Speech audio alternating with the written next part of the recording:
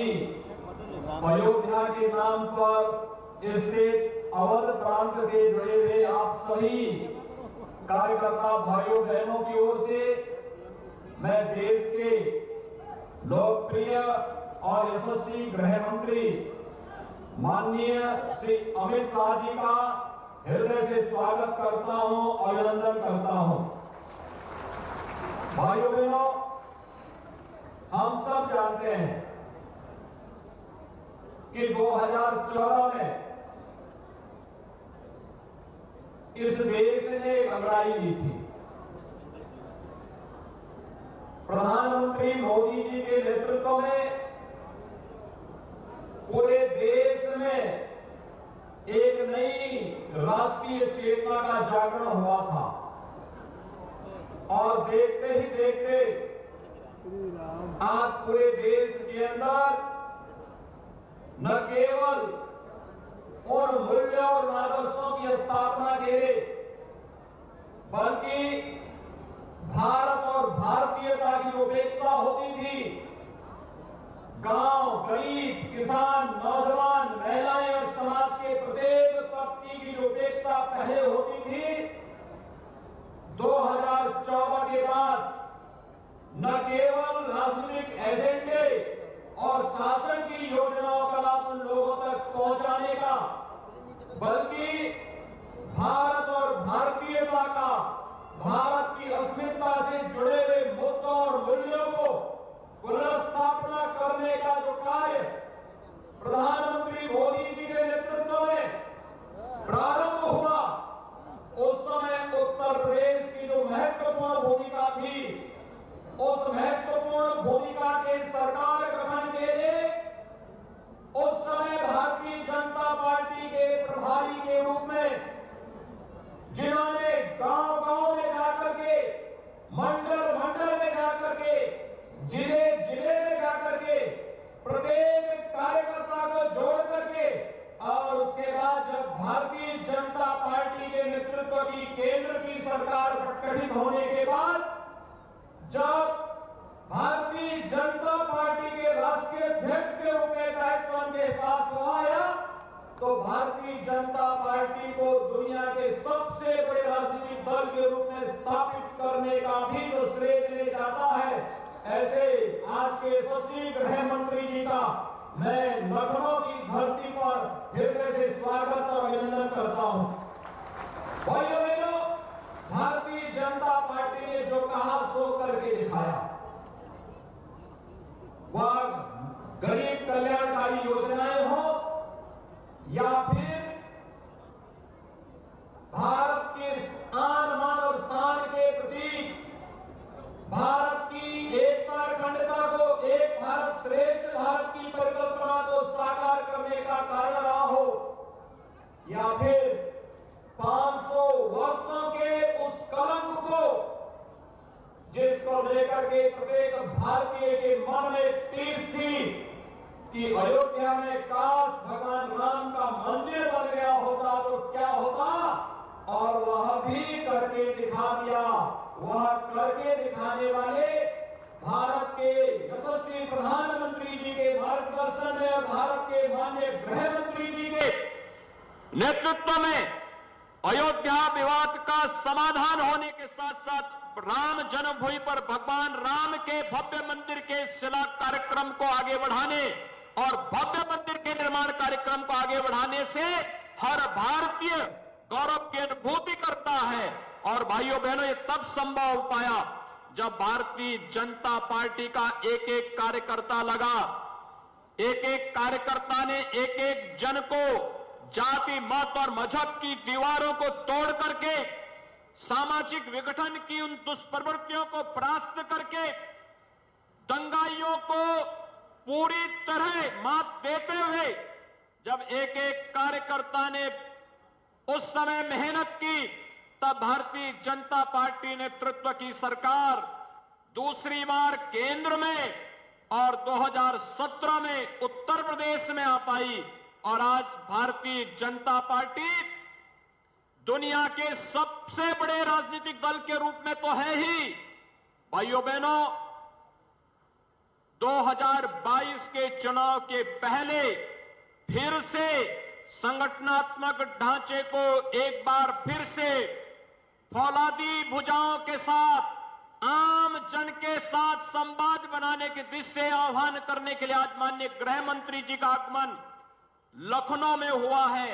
अवध प्रांत के कार्यकर्ताओं से उन्होंने संवाद के अपने कार्यक्रम को आगे बढ़ाने का निर्णय लिया और उनका पहला कार्यक्रम अवध क्षेत्र से जुड़े हुए आप सभी कार्यकर्ताओं के साथ हो रहा है।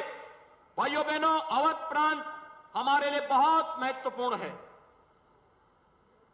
मर्यादा पुरुषोत्तम भगवान श्री राम की पावन जन्मभूमि अयोध्या भी इसी प्रांत के अंदर आता है और अयोध्या में भगवान राम के भव्य मंदिर के निर्माण कार्य को और नई बनती हुई अयोध्या को हर भारतीय आज गौरव की दृष्टि से देखता है, पूरी गरिमा के साथ देखता है और अयोध्या आगमन के लिए अपना सौभाग्य भी तलाशता है। आज के इस अवसर पर जब माननीय गृह मंत्री जी का लखनऊ में आगमन हुआ है, स्वाभाविक रूप से अवध क्षेत्र के कार्यकर्ता इस दृष्टि से सौभाग्यशाली हैं कि मेरा परिवार भाजपा परिवार के इस लक्ष्य को हम लोग आने वाले समय में कितनी तेजी के साथ इस लक्ष्य को प्राप्त करने में अपना योगदान देते हैं। आज इसीलिए क्षेत्र की इकाई, जिले की इकाई, मंडल की इकाई, सेक्टर शक्ति केंद्र प्रमुख और बूथ से जुड़े हुए सभी पदाधिकारियों का आगमन यहां पर हुआ है। हम लोग अगले एक सप्ताह के अंदर दीपावली के भव्य आयोजन के साथ जुड़ेंगे। दीपावली के इस भव्य आयोजन के साथ संपर्क का एक कार्यक्रम और अयोध्या का दीपोत्सव का कार्यक्रम तो अपने आप में और भी अनुपम होगा। पूरा देश और पूरी दुनिया अयोध्या के दीपोत्सव के आयोजन को देखेगी। उस समय इससे पहले प्रत्येक उस परिवार को जो मेरा परिवार भाजपा परिवार इस लक्ष्य के साथ जुड़ना चाहता है, उन्हें जोड़ने के लिए आज हम सब यहां पर माननीय गृह मंत्री जी के नेतृत्व और मार्गदर्शन में एकत्र हुए हैं। हम विश्वास के साथ कह सकते हैं जो लक्ष्य संगठन ने तय किया है उस लक्ष्य को प्राप्त करने के लिए आप सभी पदाधिकारी और कार्यकर्ता माननीय गृह मंत्री जी के मार्गदर्शन में प्राण प्रण से जुट करके एक समय सीमा के अंदर हर परिवार को भाजपा परिवार के साथ जोड़ने के लिए कार्य करेंगे। इस विश्वास के साथ मैं आज के इस अवसर पर अवध प्रांत के कार्यकर्ताओं के साथ संवाद के इस कार्यक्रम में माननीय गृह मंत्री जी का फिर से लखनऊ की भूमि पर हृदय से स्वागत और अभिनंदन करता हूं। धन्यवाद। जय हिंद।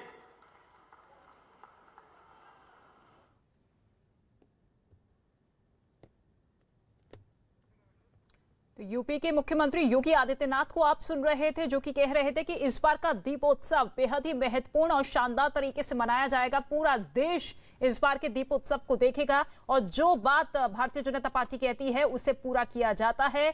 अमित शाह का स्वागत करते हुए नजर आए योगी आदित्यनाथ। उन्होंने कहा कि 500 साल का जो कलंक है वो खत्म हो चुका है। लखनऊ में ये भव्य कार्यक्रम और जिस तरीके से सदस्यता अभियान की शुरुआत आज से होने जा रही है, गृह मंत्री अमित शाह के हाथों के जरिए ये सीधी मंच की तस्वीर आप देख रहे हैं। अमित शाह इस वक्त मंच पर मौजूद हैं और इस भव्य कार्यक्रम की शुरुआत कर दी गई है। मेरा परिवार मेरा भाजपा, इस अभियान की शुरुआत की गई है।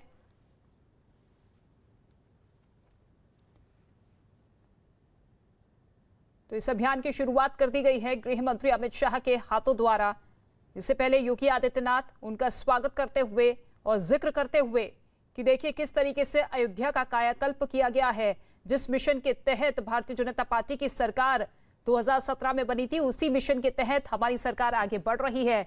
और अब 2021 का चुनाव, और ऐसे में इस चुनाव में पूरी तैयारी के साथ हम उतरने जा रहे हैं। ये 2021 का शंखनाद गृह मंत्री अमित शाह के आगमन के द्वारा किया जा चुका है और इस सदस्यता अभियान की शुरुआत की जा चुकी है। जिसके जरिए ज्यादा से ज्यादा लोगों को पार्टी से जोड़ने की पूरी कवायद है। किस तरीके से कुनबे को और बढ़ाया जाए, इसी पर जोर है। और ऐसे में संगठन को मजबूती प्रदान करने के लिए जमीनी तौर पर योगी आदित्यनाथ भी लगातार जुटते हुए नजर आ रहे हैं। ये दो तस्वीर आप देखिए औपचारिक तौर पर इस कार्यक्रम की जब शुरुआत की गई, गृह मंत्री अमित शाह जब पहुंचे और इस कार्यक्रम की शुरुआत के साथ ही मुख्यमंत्री ने इस कार्यक्रम को संबोधित करते हुए अमित शाह का स्वागत किया और साथ ही जिक्र किया कि दिवाली के मौके पर इस बार का अयोध्या में जो दीप उत्सव कार्यक्रम रखा गया है वो बेहद ही शानदार और भव्य होने वाला है।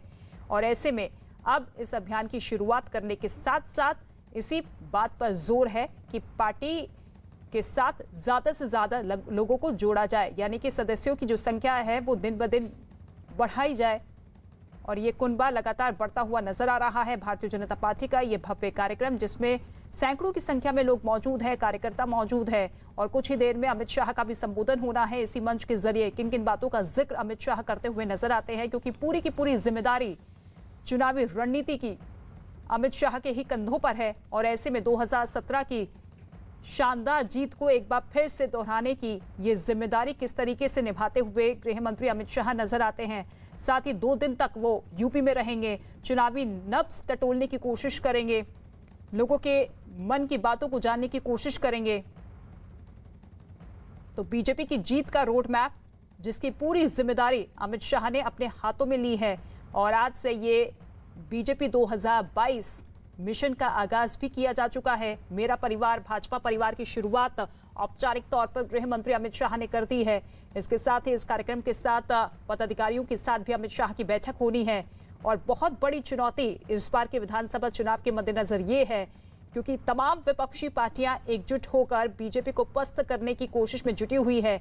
और ऐसे में 2017 में जो शानदार जीत बीजेपी ने हासिल की थी उस जीत को बरकरार रखना, उस प्रदर्शन को बरकरार रखना, ये सबसे बड़ी चुनौती इस वक्त बीजेपी के लिए बनी हुई है। लेकिन बीजेपी के चाणक्य किस तरीके का विजय मंत्र इस बार के चुनाव के मद्देनजर कार्यकर्ताओं को देते हैं, यह हर कोई जानना चाहता है। ये मंच की तस्वीर आप देखिए जरा।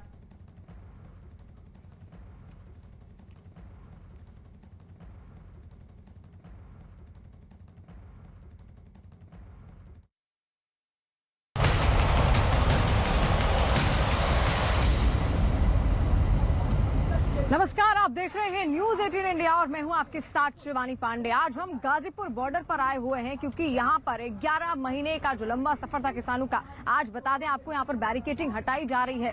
सुप्रीम कोर्ट ने टिप्पणी करते हुए यहां पर टोका था, जिसके बाद किसानों ने ये कहा कि उन्होंने रास्ते नहीं रोके बल्कि पुलिस ने रास्ते रोके हैं। और एक बार गाजीपुर बॉर्डर की तस्वीर आपको दिखा दें यहाँ पर किस तरह के इंतजाम किए जा रहे हैं। देखिए, क्रेन के जरिए अब यहाँ पर जो बैरिकेडिंग है उसको हटाया जा रहा है। इसके आगे अगर आप देखेंगे तो सीमेंटेड ब्लॉक्स बनाए गए थे, उनको हटाने की कोशिश की जा रही है क्रेन के जरिए। लगातार यहाँ पर कल रात से ही ये व्यवस्था की गई है और यहाँ पर तमाम जो बैरिकेड्स थे, लंबा रास्ता रुका हुआ था और अब कहीं ना कहीं राहत मिलेगी। 11 महीने बीत चुके हैं, लगभग 1 साल पूरा होने वाला है इस किसान आंदोलन को और अब जाकर कहीं जो आम जनता लगातार परेशान थी इतने लंबे वक्त से, 11 महीने से, उसको कहीं राहत मिलेगी। ये क्रेन की व्यवस्था हम आपको दिखा दें, लेकिन इसके नीचे की अगर हम तस्वीर आपको दिखाएं, नीचे अंडरपास है, वहां पर अभी भी लगातार बैरिकेडिंग की गई है और आगे अगर थोड़ा सा आप देखेंगे तो अभी भी वहां पर किसानों के तंबू लगे हुए हैं।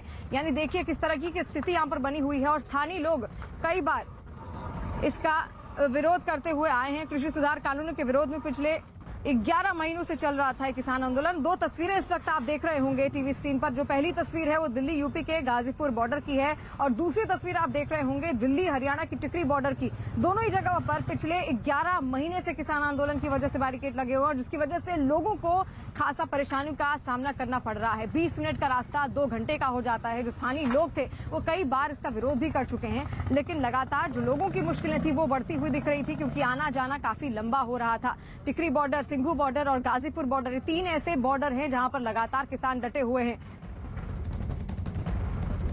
और अगर यहां गाजीपुर बॉर्डर की बात की जाए तो गाजीपुर बॉर्डर, यहां पर पहला तंबू गाड़ा था किसानों ने और पहला तंबू गाड़ने के बाद अब 11 महीने का लंबा वक्त यहां पर बीत चुका है। किसान आंदोलन की वजह से लगातार काफी लंबे समय से ये बॉर्डर बंद था, लोगों का आना जाना यहां पर बंद था। स्थानीय लोग जो थे वो काफी परेशान हो रहे थे इसकी वजह से, लेकिन अब आपको बता दें कि यहां से बैरिकेटिंग्स को हटाया जा रहा है। किसान आंदोलन की वजह से बंद दिल्ली यूपी के गाजीपुर बॉर्डर को अब धीरे धीरे खोला जा रहा है। पुलिस वहां लगे बैरिकेड को हटाने का काम कर रही है और साथ ही जो कटीले तार थे जिनकी वजह से रास्ते बंद किए गए थे उनको भी अब हटाने की कोशिश की जा रही है और बताया जा रहा है कि आज रात तक ये बंद रास्ते खोलने का काम पूरा कर लिया जाएगा। और अगर ऐसा होता है तो गाजीपुर बॉर्डर से लोगों को दिल्ली आने जाने में बड़ी राहत होगी, क्योंकि काफी लंबे वक्त से 11 महीने का ये लंबा वक्त ये गाजीपुर बॉर्डर बंद किया गया था। लेकिन अब जो कटीले तार यहाँ पर लगाए गए थे, जो बैरिकेड्स लगाए गए थे, उनको धीरे धीरे हटाने की कोशिश की जा रही है। कल रात से ही यहाँ पर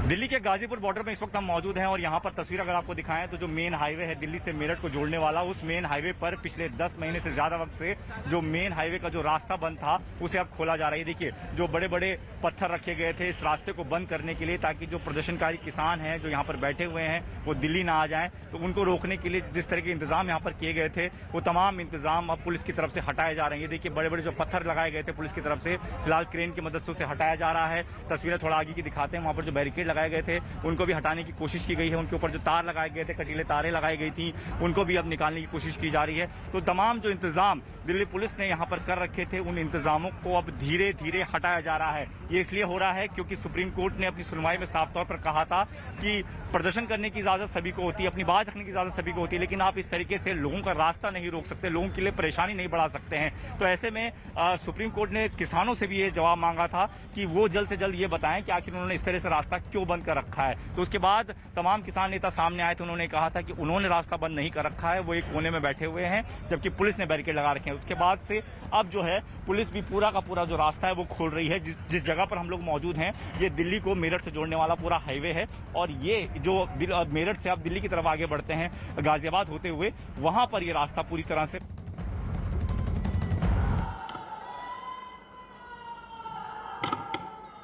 मेरे साथ बोलिए, भारत माता की। क्यों भाई, अवध वालों को क्या हो गया? मोदी जी विदेश में है, उन तक आवाज जानी चाहिए कि आज अवध में भाजपा वाले इकट्ठा हुए हैं। मेरे साथ दोनों हाथ उठाइए। यूपी में फिर से 300 पार का संकल्प का मुट्ठी बिंचिए और प्रचंड आवाज से बोलिए, भारत माता की, भारत माता की, भारत माता की। मंच पर उपस्थित उत्तर प्रदेश शासन के लोकप्रिय मुख्यमंत्री श्रीमान योगी आदित्यनाथ जी, उत्तर प्रदेश के विधानसभा चुनाव की जिन पर जिम्मेदारी है ऐसे भाई धर्मेंद्र प्रधान जी, उत्तर प्रदेश भारतीय जनता पार्टी के अध्यक्ष श्री स्वतंत्र देव सिंह जी, उत्तर प्रदेश के प्रभारी श्री राधा मोहन सिंह जी, उत्तर प्रदेश के उप मुख्यमंत्री भाई केशव प्रसाद मौर्य जी, उत्तर प्रदेश के उप मुख्यमंत्री श्री दिनेश शर्मा जी, श्री अनुराग ठाकुर जी, श्री महेंद्रनाथ पांडे जी, मंच पर उपस्थित भारतीय जनता पार्टी के सभी पदाधिकारीगण, केंद्रीय मंत्रीगण, यूपी के मंत्रीगण और आज इस कार्यक्रम में आए हुए और भाजपा लाइव के माध्यम से पूरे प्रदेश में इस कार्यक्रम से जुड़े हुए मेरे प्यारे भारतीय जनता पार्टी के कार्यकर्ता भाइयों बहनों को मेरा प्रणाम। आज मैं यहां पर उत्तर प्रदेश की ऐतिहासिक भूमि पर भारतीय जनता पार्टी की सदस्यता का शुरुआत करवाने के लिए आया हूं। इसके साथ दीपावली में उत्तर प्रदेश के हर घर पर मेरा परिवार भाजपा परिवार इस प्रकार का स्वीकृति लगे, वो अभियान का भी शुरुआत हो रहा है। मित्रों, आज मैं उत्तर प्रदेश में आया हूं तब आप सभी को और उत्तर प्रदेश की महान जनता को ये जरूर स्मरण कराना चाहूंगा कि उत्तर प्रदेश बाबा विश्वनाथ की भूमि है। यह उत्तर प्रदेश भगवान श्री राम और श्री कृष्ण की कर्म भूमि, जन्मभूमि। यह उत्तर प्रदेश तथागत बुद्ध की कर्म भूमि, निर्वाण भूमि है। आदिनाथ, ऋषभनाथ और संत कबीर की भूमि है। महाराजा सुहेल देव और पंडित मदन मोहन मालवीय की भूमि है। मगर बहुत सालों से उत्तर प्रदेश को ये एहसास नहीं होता था। मुगलों का शासन गया तब से, जब तक 2017 में भाजपा की सरकार बनी, ये एहसास नहीं हुआ कि बाबा विश्वनाथ भगवान श्री कृष्ण और अयोध्या में रामलल्ला की भूमि है। ये एहसास होना तब शुरू हुआ जब भारतीय जनता पार्टी की 2017 में पूर्ण बहुमत की सरकार।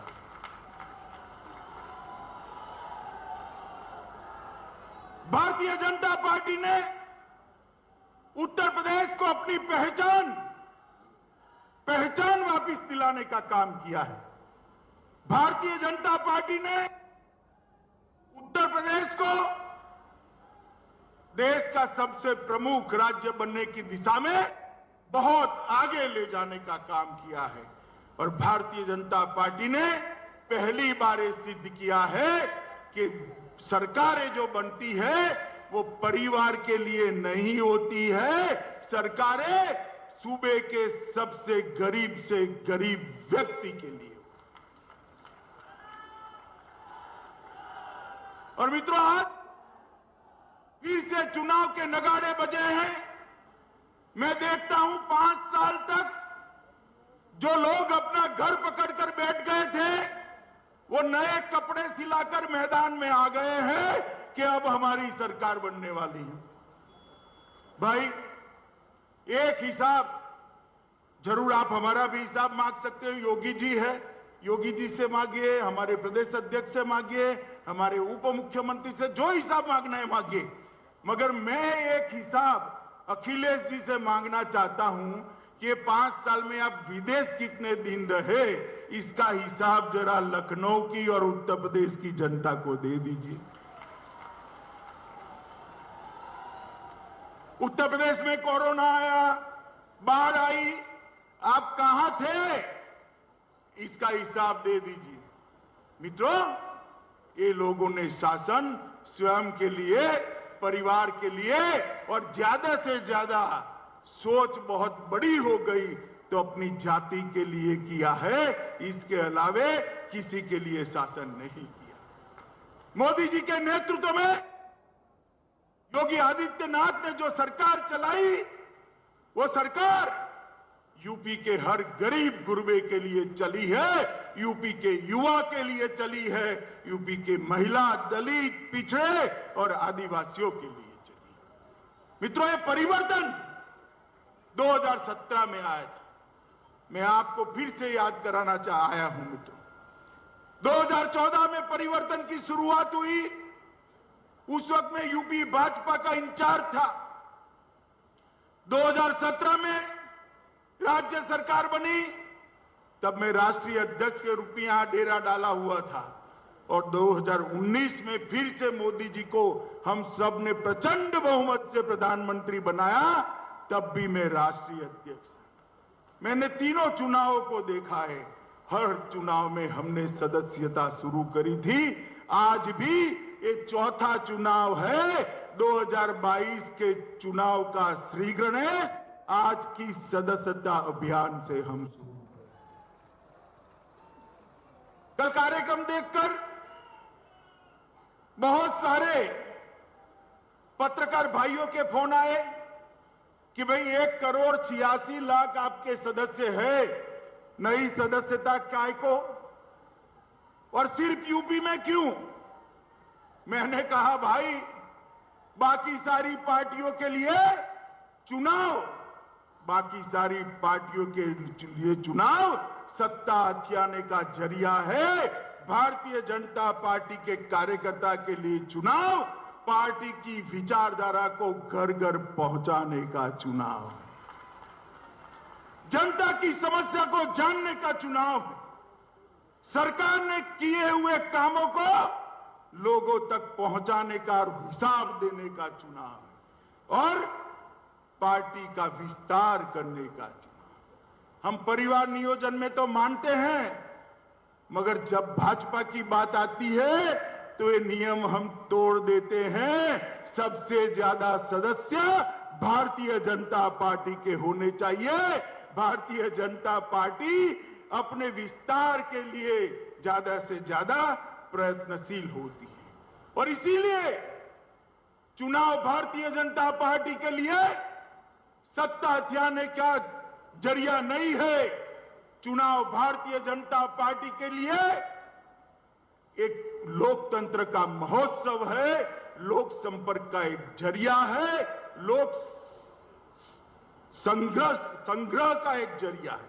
लोगों के साथ भारतीय जनता पार्टी का संपर्क, और संपर्क के द्वारा लोगों का संग्रह, मतलब सदस्यता कराना, ये भारतीय जनता पार्टी का एक अभियान है। इसके साथ साथ मेरा परिवार, भाजपा परिवार, ये अभियान का शुभारंभ हुआ है। लगभग मेरा भारतीय जनता पार्टी के 86 लाख कार्यकर्ता अलग अलग स्थान पर एक्टिवली काम कर रहे। 86 लाख कार्यकर्ता, 46 लाख। ये सबको मेरा आह्वान है, एक भी घर ऐसा न लग जाए जिस घर पर भाजपा का पट्टी न लगा हो।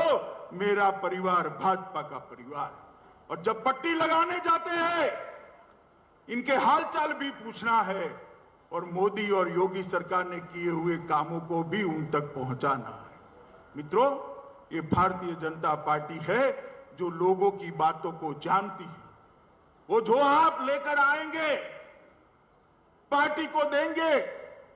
धर्मेंद्र प्रधान और स्वतंत्र देव इसको संकलित कर 2022 से 2027 का अपना चुनावी घोषणा पत्र भी बनाएंगे मित्रों। और एक घोषणा पत्र हमारे यहां कोई एनजीओ नहीं बनाता है। भारतीय जनता पार्टी में घोषणा पत्र कोई सर्वे एजेंसियां नहीं बनाती है। लाखों करोड़ों कार्यकर्ता ये उत्तर प्रदेश की 22 करोड़ की जनता का संपर्क कर उनकी इच्छा को जानकर उनकी इच्छा का एक प्रतिघोष इस घोषणा पत्र में दिखाते हैं। 2017 में भी सैकड़ों रथ निकले थे, लोक संपर्क हुआ था, और उसके बाद घोषणा पत्र हुआ था। मैं आज गर्व के साथ कह सकता हूं, इतने सारे पत्रकार हैं, हमारे घोषणा पत्र को उठाकर देख लीजिए। योगी जी और उनकी टीम ने 90% से ज्यादा वादों को पूरा करने का काम कर दिया। मैं तो हिसाब कर आया हूं यहां, क्योंकि मुझे जवाब देना था। घोषणा पत्र मैंने ही रिलीज किया था, उसका 90% वादा योगी जी ने पूरा कर लिया है। योगी जी अभी 2 महीना बाकी है, जितना हो सके 100% की ओर ले जाइए, तो जनता मानेगी कि भाजपा जो कहती है वो करती है। मगर मित्रों, वो दिखाई पड़ता है। और ये सदस्यता अभियान 29 अक्टूबर से पूरे दिसंबर महीने तक, नवंबर और दिसंबर 31 तक चलेगा। मैं सभी कार्यकर्ता को आग्रह करने आया हूं, ये उत्तर प्रदेश देश के सबसे युवा प्रदेशों में से, यहां 53% आबादी युवा है। 53% युवाओं को पार्टी के साथ जुड़िए, गरीबों को पार्टी के साथ जुड़िए, महिलाओं को पार्टी के साथ जुड़िए, दलित, पिछड़े, गरीब को पार्टी के साथ जोड़ने का काम भारतीय जनता पार्टी का कार्यकर्ता करे। और इसके साथ साथ पुराने कार्यकर्ता को भी जागरूक करने का काम इस सदस्यता अभियान में भारतीय जनता पार्टी ने करना है।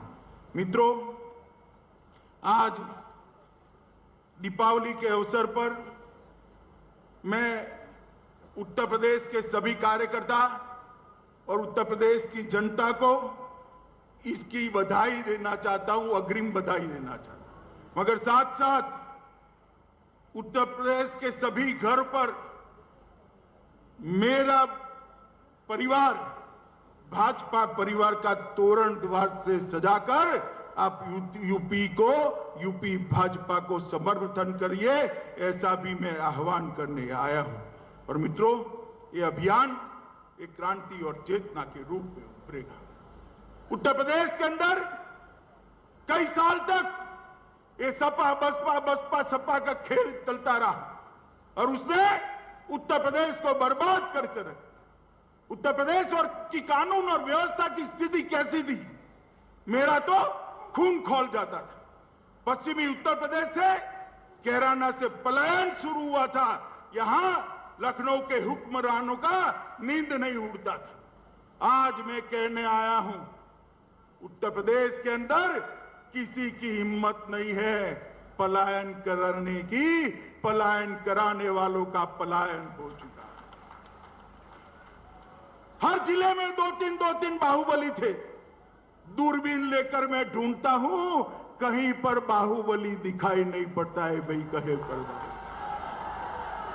बच्चियां घर से बाहर नहीं निकलती थी। मेरठ में यूनिवर्सिटी होने के बावजूद किराए के घर में रहकर दिल्ली में अपनी पढ़ाई करनी पड़ती थी। सलामती नहीं थी। आज कोई भी त्योहार हो, छठ का हो, दीपावली का हो, 16 साल की बच्ची गहने लादकर स्कूटी पर रात को 12 बजे भी यूपी की सड़कों पर निकल सकती है, कोई डर का। ये परिवर्तन केवल और केवल भारतीय जनता पार्टी कर सकती है। मोदी जी ने इतने विशाल प्रदेश के अंदर, इतने विशाल देश के अंदर हर घर में बिजली पहुंचाने का काम किया है। भाई धर्मेंद्र भाई यहां बैठे हैं, पेट्रोलियम मंत्री थे, मैं पार्टी का अध्यक्ष था। मोदी जी ने घोषणा कर दी कि हम देश के हर गरीब के घर में गैस पहुंचाएंगे। अखबार वाले मजाक उड़ाते थे, मखौल उड़ाते थे। 11 करोड़ गैस बांटना कोई बच्चों का खेल है? हाँ भाई, बच्चों का खेल नहीं था, मगर हमने कर दिखाया। आज मैं गर्व के साथ कहता हूं, हर गरीब के घर में गैस पहुंचाने का काम, 11 करोड़ गैस पहुंचाने का काम हो चुका है। हर गरीब के घर में शौचालय पहुंचाने का काम समाप्त हो गया है। अब गरीब के घर में बिजली पहुंचाने का काम समाप्त हो गया है। 10 करोड़ लोगों को घर देने का 2022 दिसंबर के पहले लक्ष्यांक रखा है, वो भी पूरा हो जाएगा। देश के 60 करोड़ गरीबों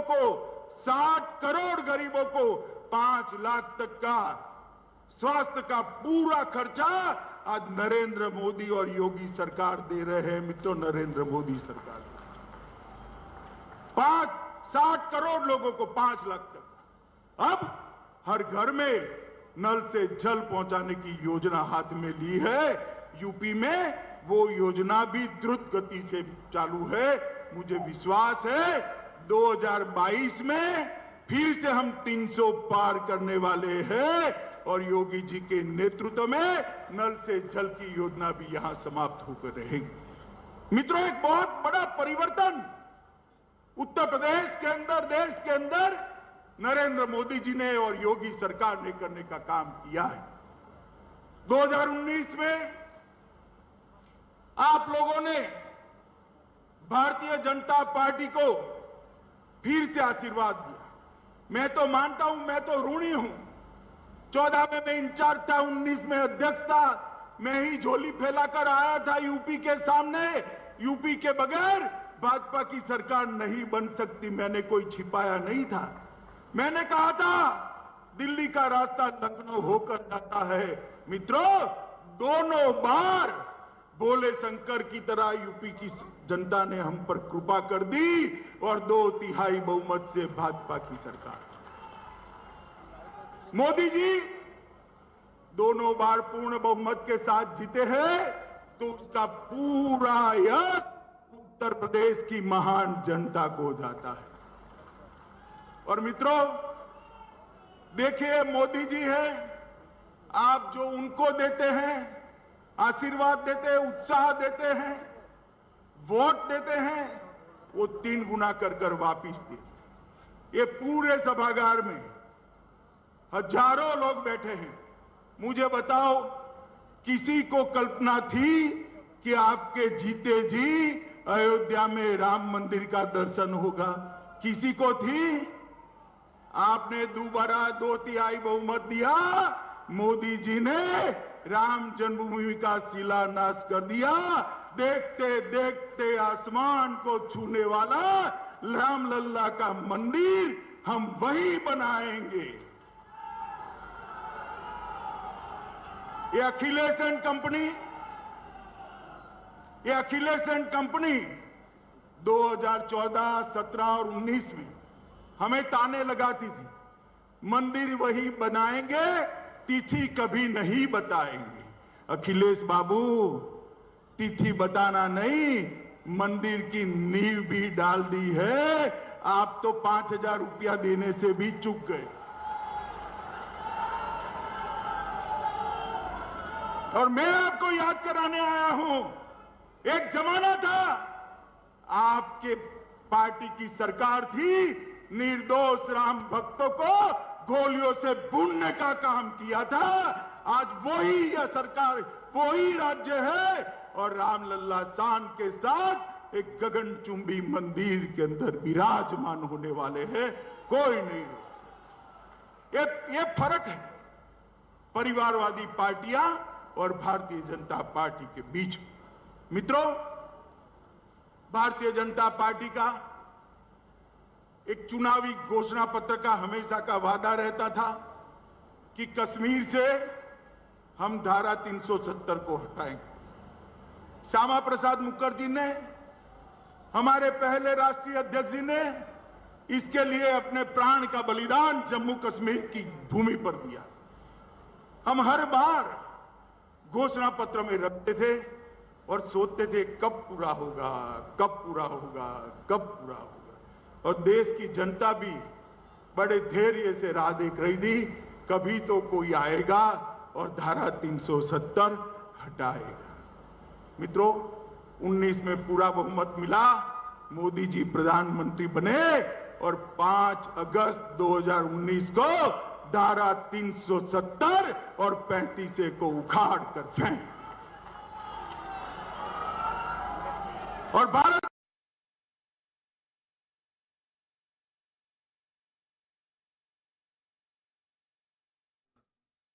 2017 में हमने वादा किया था उत्तर प्रदेश का विकास हम करेंगे। मैं आज कुछ तथ्य ये अखिलेश एंड कंपनी के कान में पड़े, बहन मायावती के कान में पड़े और ये गांधी वाड्रा परिवार के लोग भी जरा सुने, इसके लिए हिसाब किताब लेकर आए।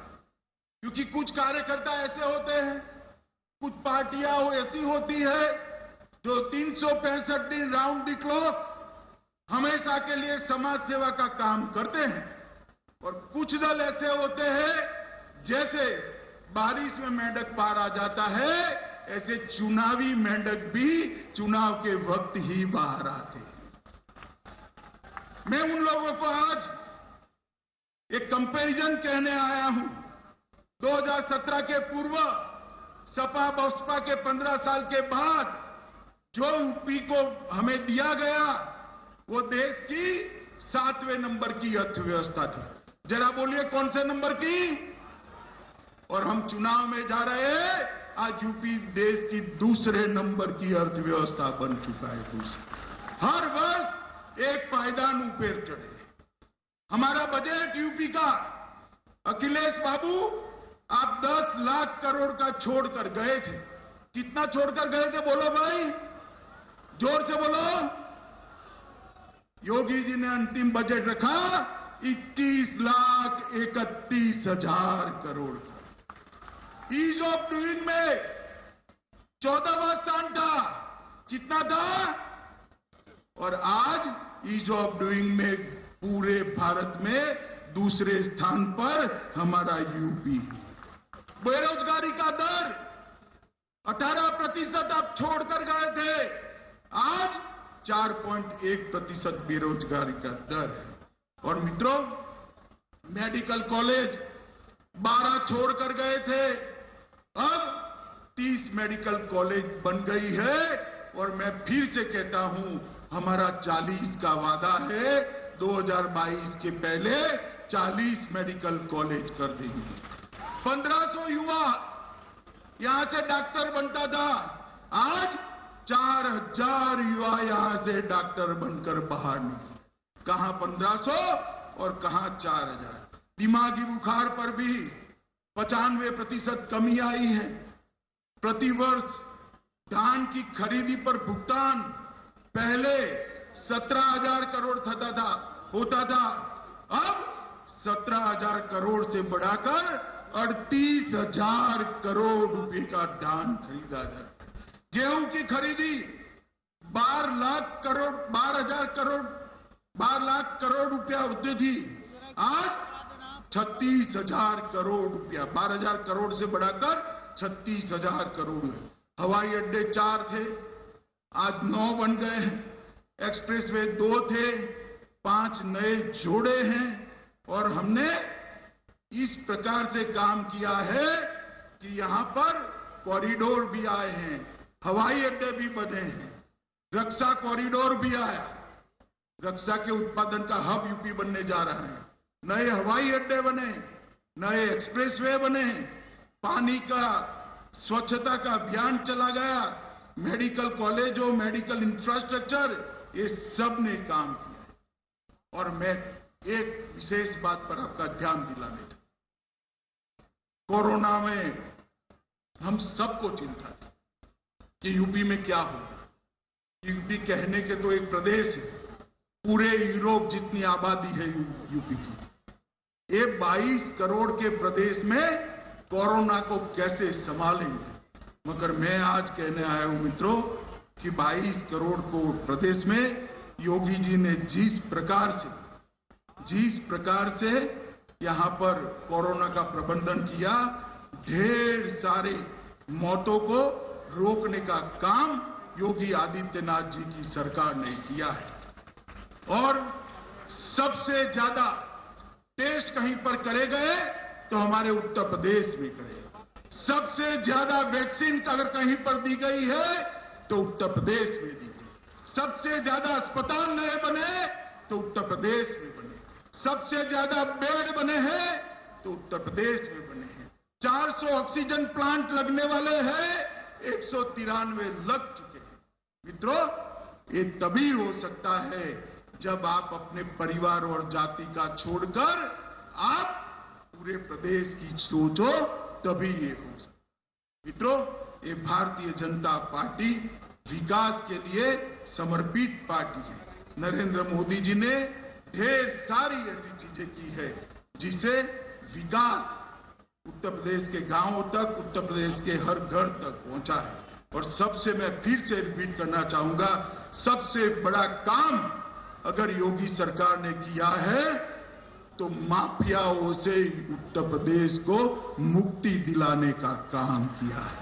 मित्रों, सारे पैरामीटर्स, नेशनल क्राइम रिकॉर्ड की साइट पर चले जाइए, सारे पैरामीटर्स में उत्तर प्रदेश में भयंकर सुधार करने का काम योगी आदित्यनाथ जी ने किया है। 150 से ज्यादा अपराधी मुठभेड़ में मारे गए।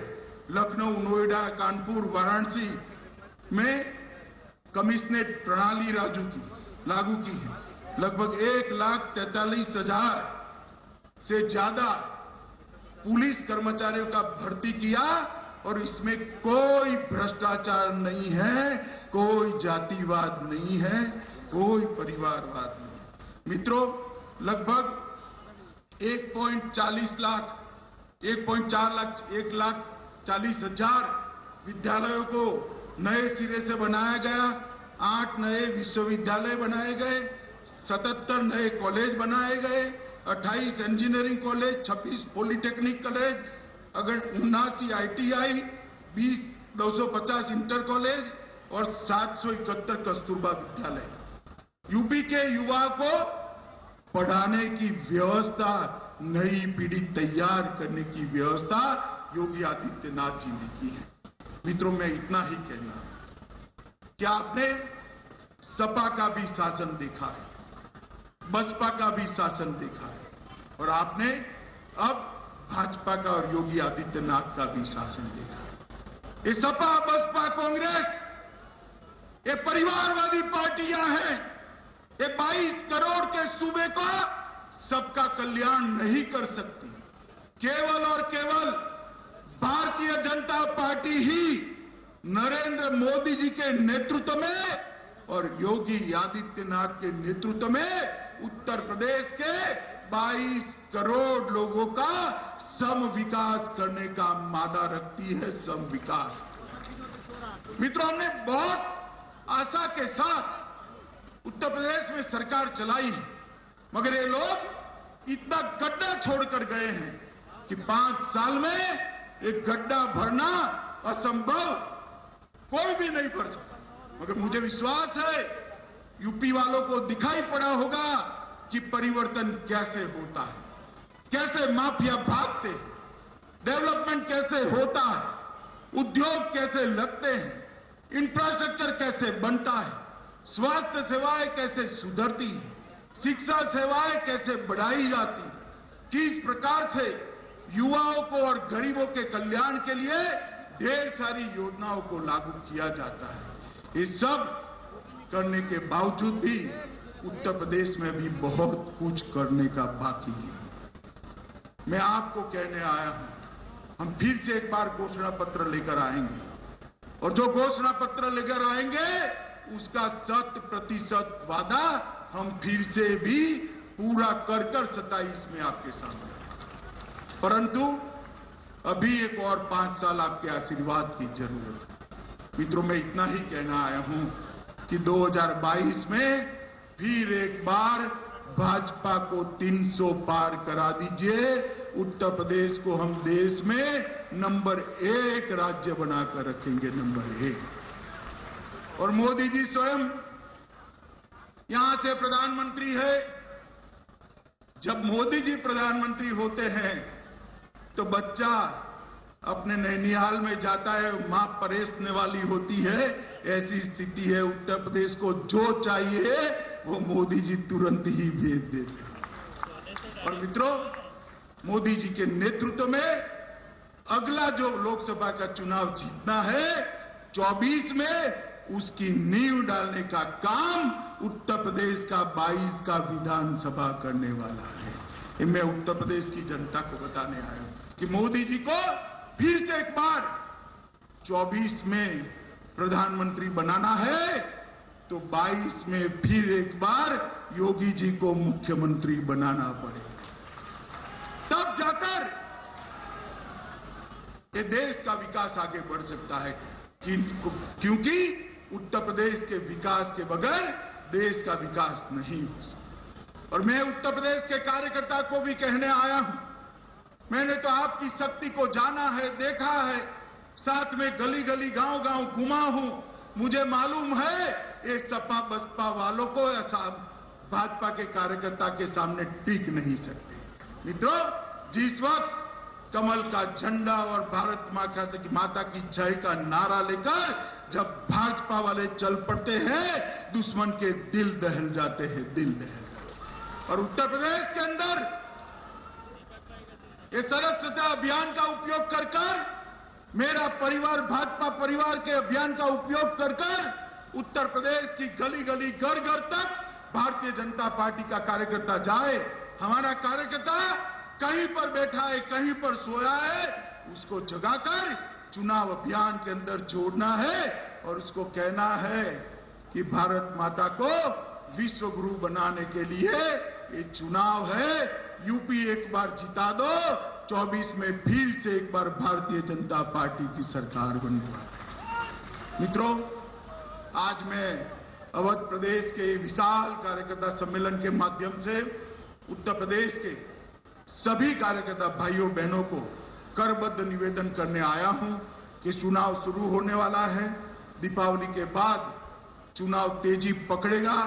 सभी लोग भारतीय जनता पार्टी और इसके सिद्धांतों के प्रति अपन समर्पण दिखाते हुए चुनावी अभियान में पूरी ताकत के साथ जुटे और विजय श्री का वरण करें। और मैं उत्तर प्रदेश की जनता को भी बड़ी विनम्रता के साथ हाथ जोड़कर विनती करने आया हूं, मोदी जी को एक और मौका दे दीजिए, योगी जी को फिर से मुख्यमंत्री बना दीजिए।